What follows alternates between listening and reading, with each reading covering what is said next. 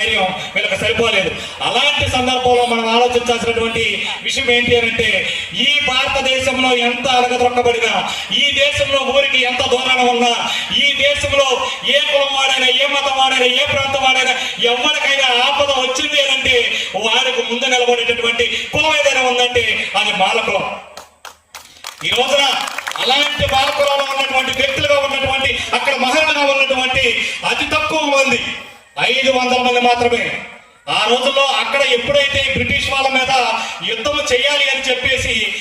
అక్కడ ఉన్నటువంటి మరాఠీలు అనుకున్నా ఉన్నారో, అక్కడ మీరు ఆలోచించాలి, అక్కడ ఉన్నటువంటి హిందూ భావజాలంతో ఆర్ఎస్ మనువాదంతో ఉన్నటువంటి మరాఠీలకి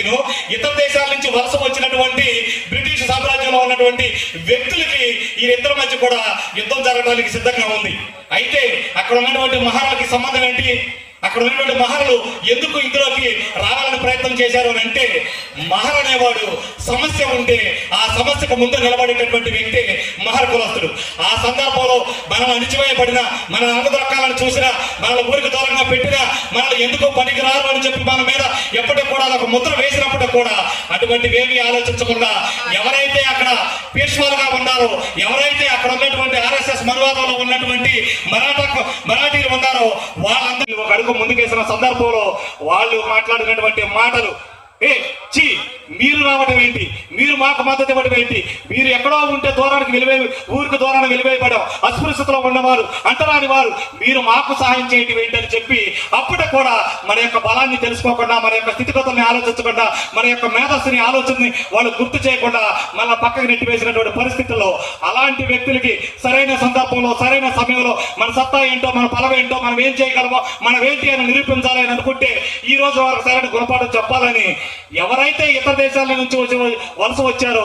వారికి మద్దతుగా నిలబడి, వాళ్ళకంటే ముందుగా మనం ఉండి ఈ 500 మంది మహర్ కులస్తులు అవతలైపు ఉన్నటువంటి 28,000 పార్చ్ కులస్తులు ఎవరైతే మరాఠీలు ఉన్నారో, పార్సీలు ఉన్నారో వారందరినీ కూడా మట్టు కనిపించినటువంటి పరిస్థితి. అంటే ఈ కులం యొక్క స్థితి ఏంటి, ఈ కులం యొక్క మనుగడ ఏంటి, వీళ్ళకి ఏ సత్తా ఉంది, ఏ ఆలోచన ఉంది, ఎంత బలవంతులు అనేది తెలియజేయడం కోసం, మన యొక్క సత్తా నిరూపించడం కోసం, మనం ఏంటో తెలియజేయడం కోసం మనందరూ కూడా డాక్టర్ బాబాసాహెబ్ అంబేద్కర్ యొక్క వారసులుగా, డాక్టర్ బాబాసాహెబ్ అంబేద్కర్ యొక్క మరి వ్యక్తులుగా మనందరూ కూడా ముందుకెళ్లాల్సిన తరుణంలో ఈ రోజున విషయాలన్నింటినీ కూడా గుర్తు చేయడానికి ఈ సభను ఏర్పాటు చేయడం జరిగింది. ఈ సందర్భంగా ఈ సభను ఉద్దేశించి, ఈ కార్యక్రమాలను ఉద్దేశించి ప్రేమ గౌరవంలో జరిగినటువంటి విజయోత్సవ సభ గురించి ఇంకా మనం ఎన్నో విషయాలు మాట్లాడాల్సి, తెలుసుకోవాల్సిన అవసరం, సందర్భం ఎంతైనా ఉన్నప్పటికీ సమయం తక్కువగా ఉంది కాబట్టి ఆ ఒక్క విషయాన్ని నేను మీ ముందుంచి సెలవు తీసుకుంటా ఉన్నాను. జై భీమ్.